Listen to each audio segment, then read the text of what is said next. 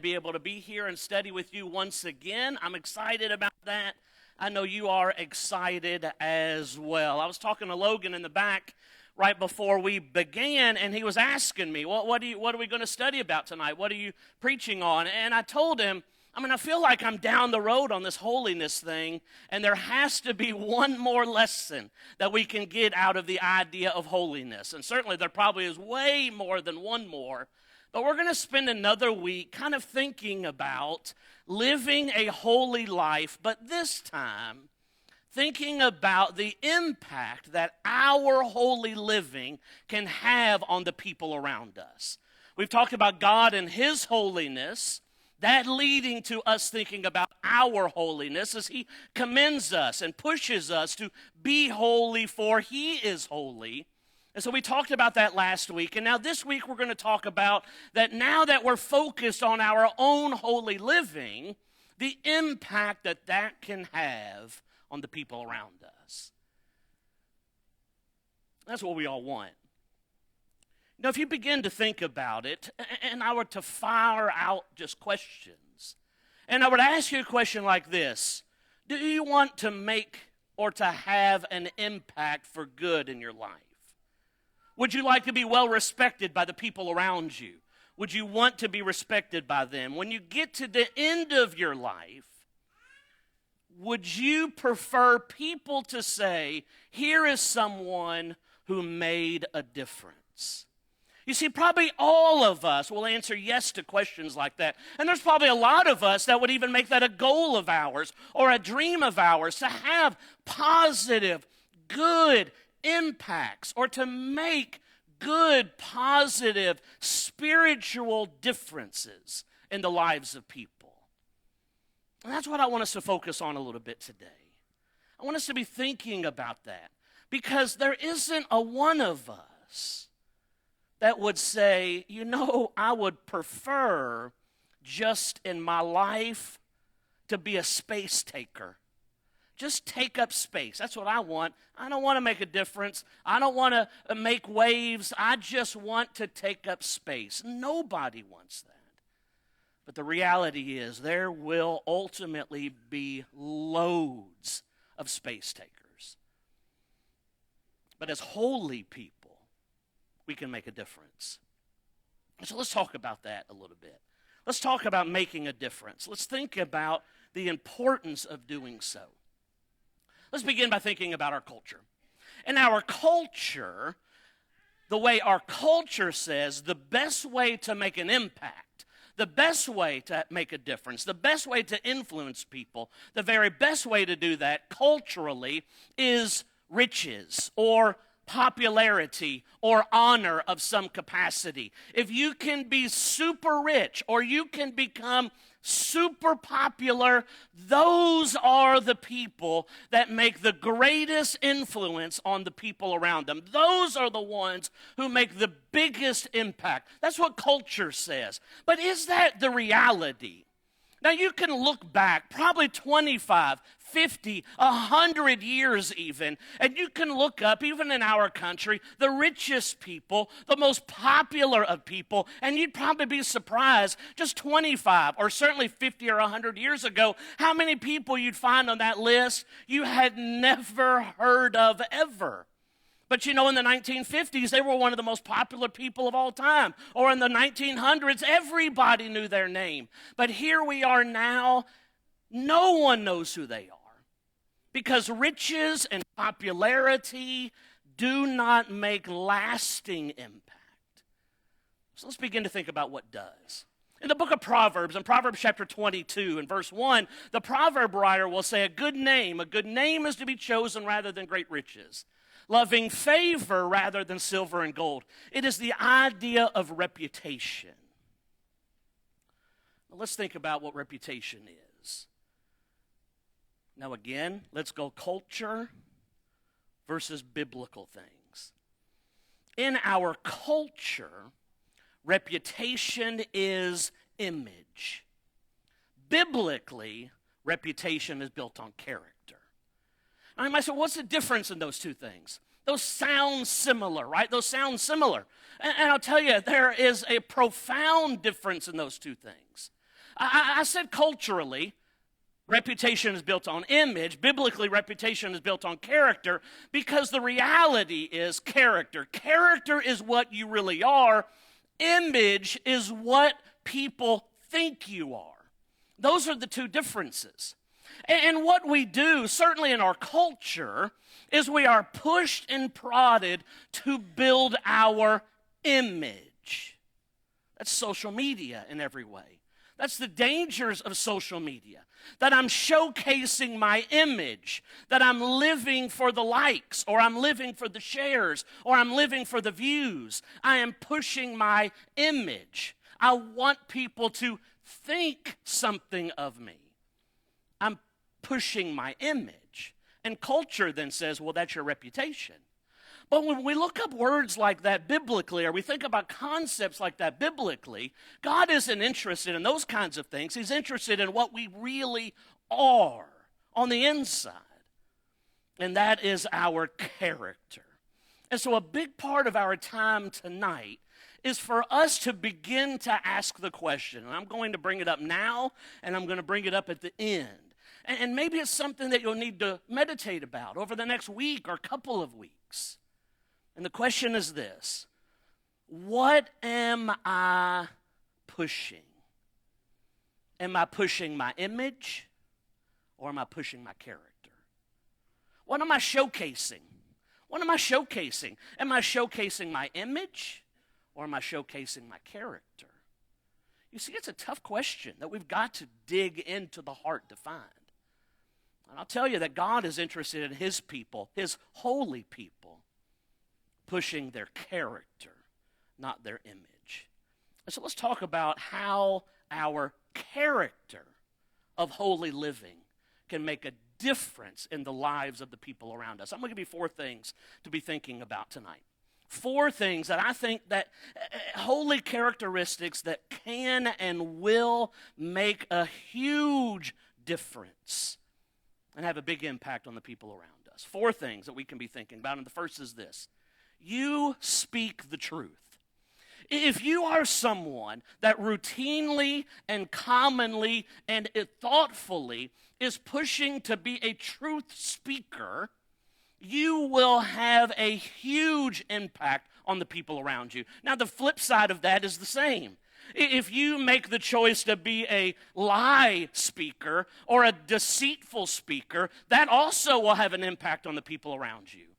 But God is interested in his people speaking the truth. And if we can be people who speak the truth, we will make a difference in the lives of people around us.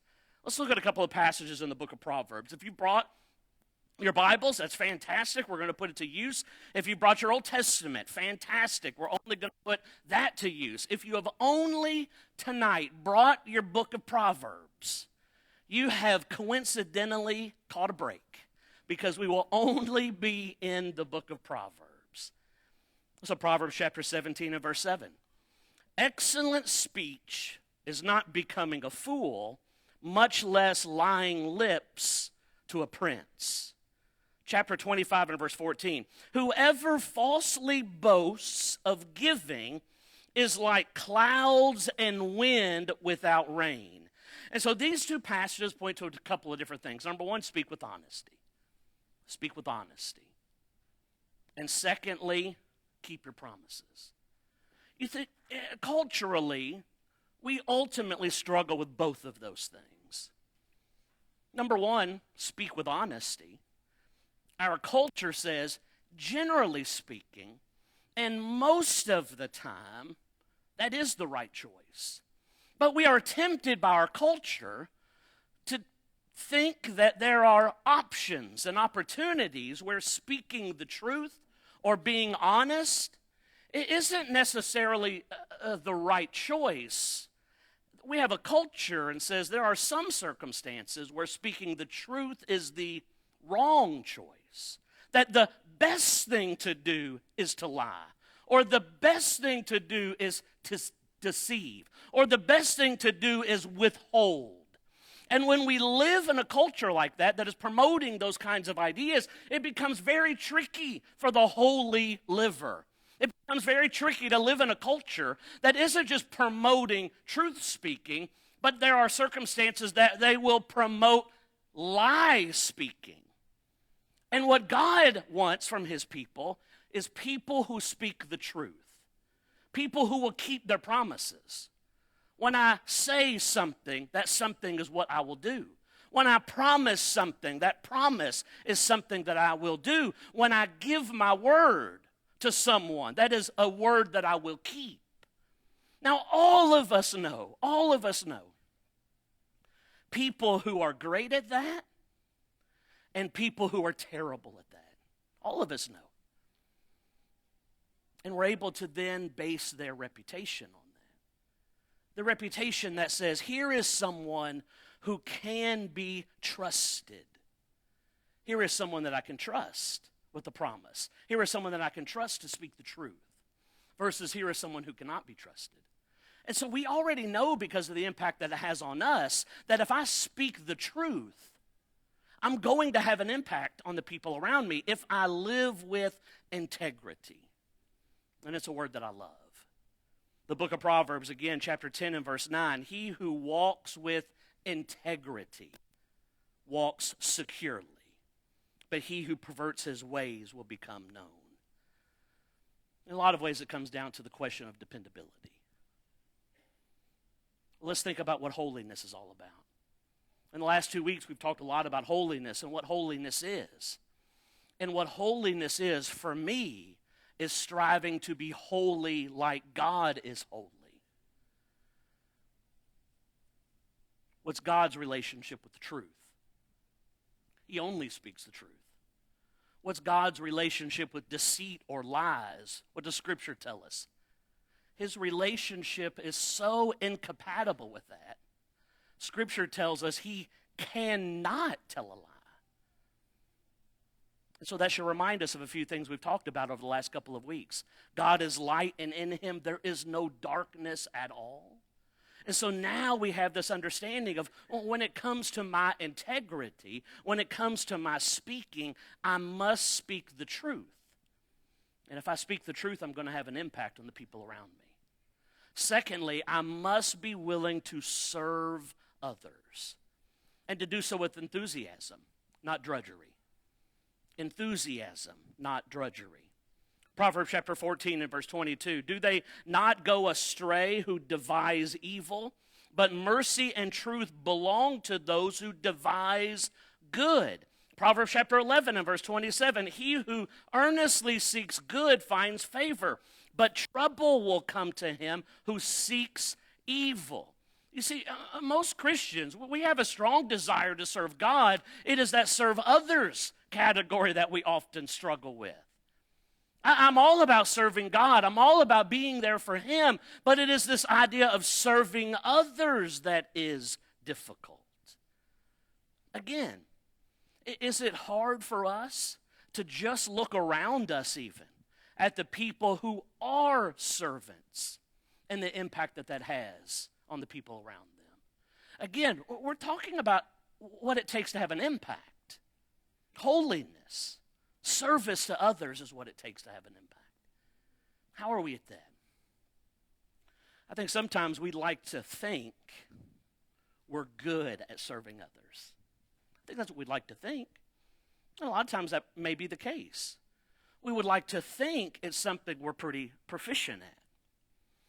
Someone told me long ago, I can't remember who it was. I could make a few guesses, but that would just be all that it would be now. But someone told me long ago, the best test to see how your servant's heart is in that current climate, if you have a servant's heart, the very best test is to test yourself on how you react when someone treats you like a servant. When someone treats you like a servant, how do you react to that? Do you react in a way that you're put off? You're put off by having to serve in that capacity? You're put off by someone thinking that you are to serve in some capacity? Are you bothered in that in a massive way? If you're put off by that or you're bothered by that, I don't know what kind of servant's heart we really have. What is your reaction when others treat you like a servant? Thirdly, I'm going to give you these four, and then we're going to tie them all together. Thirdly, you want to have an impact on the people around you, be generous. You be generous. Proverbs chapter 11 and verse 25, the generous soul will be made rich, and he who waters will also be watered himself. Proverbs chapter 22 and verse 9, he who has a generous eye will be blessed, for he gives of his bread to the poor. Again, this is something we recognize. Who do we love to be around? Do we love to be around the giver or the taker? We understand what type of person has an impact. We understand what type of person makes a difference. Even culture understands that to an extent. Who do we build statues for? Do we build statues in this country for givers or takers? There's not many statues built for takers, but there are tons of statues built for givers because we understand the impact and the difference that that can have. It's not just about money. It's not just about giving money. We can be generous with our praise, or we can be generous with our encouragement. We can be generous with our time. We can be generous with our smiles even. Proverbs chapter 17 and verse 22 says, a cheerful heart is good medicine, but a broken spirit saps a person's strength. That's the one passage this week I've spent the most time kind of thinking about. A cheerful heart is good medicine, but a broken spirit saps a person's strength. I think there's a lot to read there, certainly personally, that a cheerful heart is good medicine for me personally, but I believe it's good medicine for the people that I'm around. A cheerful heart is good medicine for the people that I'm around. Broken spirit is not good for me personally, but it's also not great for the people that are around me. It's an interesting passage where you can see both sides of that. And so we've got to be generous. Yes, we need to be generous with our material blessings, but we need to be generous with our time, and we need to be generous with our praise. We need to be generous with our encouragement. We need to be generous with our smiles. We talked about that a little bit in our class in Romans chapter 12 today. And when Paul admonishes the church there in Rome to rejoice with those who rejoice and weep with those who weep. And I raised the question this morning in Bible class, which of those two things are we better at? And I think the reality is the weep with those who weep comes much easier to us. It certainly does, and I think we do a great job of that here, even at Traders Point. But sometimes the struggle is to rejoice with those who rejoice. That's an interesting concept to kind of start to think about. But we've got to be willing to be generous with our praise and with our encouragement. And so the question is, what kind of giver am I? Or maybe a better question is, am I a giver or am I a taker? Maybe that's a better question. A holy person is generous in all things. Fourthly, humility. You want to have an impact on the people around you, you live with humility. Proverbs chapter 29 and verse 23, pride ends in humiliation, while humility brings honor. Proverbs chapter 27 and verse 21, fire tests the purity of silver and gold, but a person is tested by being praised. What an interesting passage that is, because success in a lot of ways ruins people, because it is that test of humility. We oftentimes struggle with that. But you want to have an impact on the people around you, you be humble. Now let's talk about these four things together. Sometimes we look at the book of Proverbs and we go through it and we think, well, Proverbs is kind of one of those passages that is just kind of a hodgepodge of random thoughts that kind of, is thrown together there by that wise writer. And we get, these things that aren't tied together all that well. They're just kind of a hodgepodge of thoughts that are tossed out there on different topics that aren't tied together in a lot of ways. And I understand where that's coming from. But I think really the book of Proverbs is a book about character. That's what the book of Proverbs is about. It's a book about character. And there's a lot of examples in there of good character and poor character. But it's a book about character. That's what reputation is. It's building that character, and that's what holiness does. Holiness builds that character. It causes us to think about that reputation, but from the inside out. And that's what will cause us to have an impact, will cause us to make a difference. So how do we develop that? How do we develop character? Well, the easy answer to that is choice. Daily choices, even.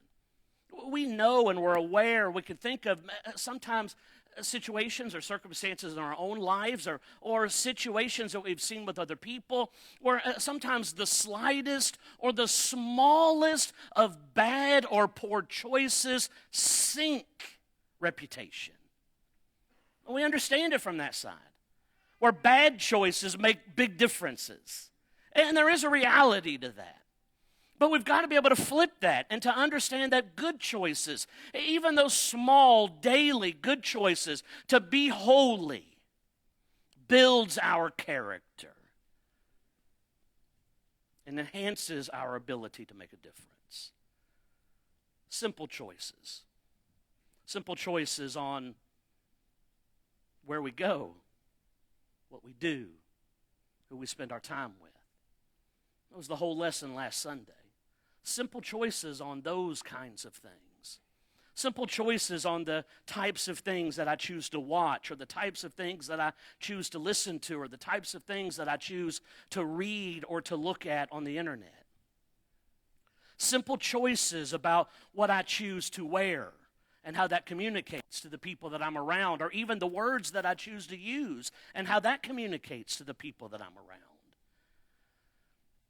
It's the choices that I make on the people that I choose to spend time with. The choices that I make on the people that I choose to go to for advisement and counsel.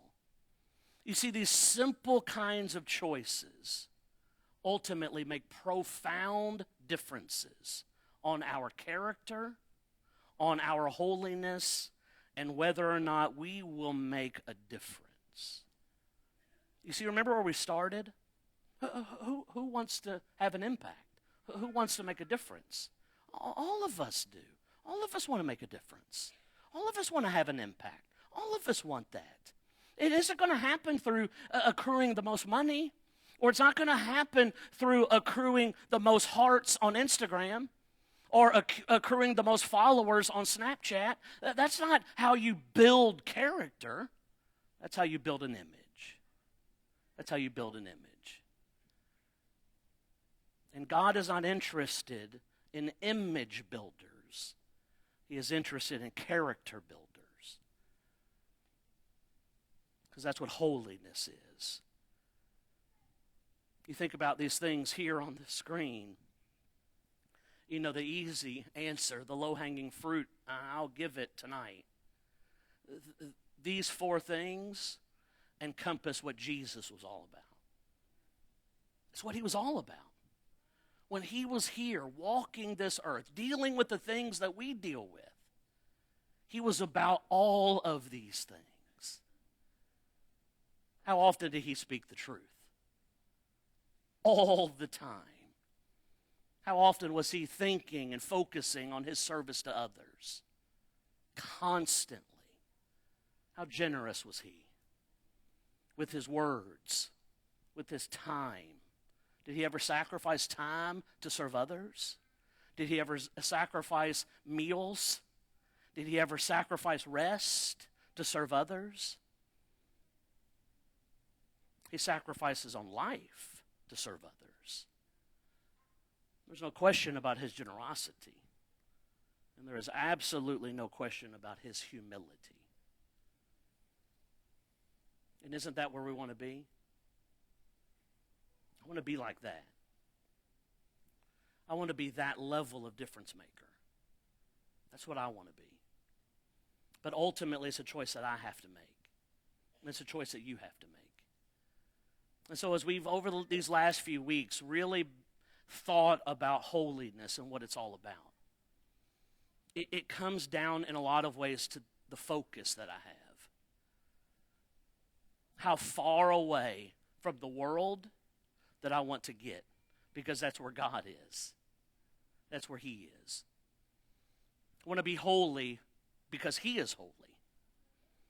And that holiness and character building ultimately will make an impact on the people around me. That's what I want as well. And so I appreciate everybody for listening and kind of studying along with me over the last few weeks about holiness. Hopefully it's helpful to you. It's been really helpful to me to kind of bring your life focus down. John helped us with that a little bit this morning, of focusing our life, not on the material things, the physical things. What does that do? Nothing. That can be taken away. It's not ours anyway. And then suddenly our life is taken. So let's focus on things that do make a difference. And that's holy character building. That's what makes a difference. Let's focus on that. I appreciate you listening so well. Vinny's going to lead us in a song of invitation. It gives us an opportunity to be thinking about not just the things that we've talked about, but really for this moment, our relationship with God. It is the defining relationship. And we need to make sure that it is where it needs to be. What an incredible opportunity we have to be here and to be together and to have this opportunity to consider just for a moment where our relationship is with God. Let's make sure it's where it needs to be. Maybe we can help in some way. If we can, you let us know as we stand and sing.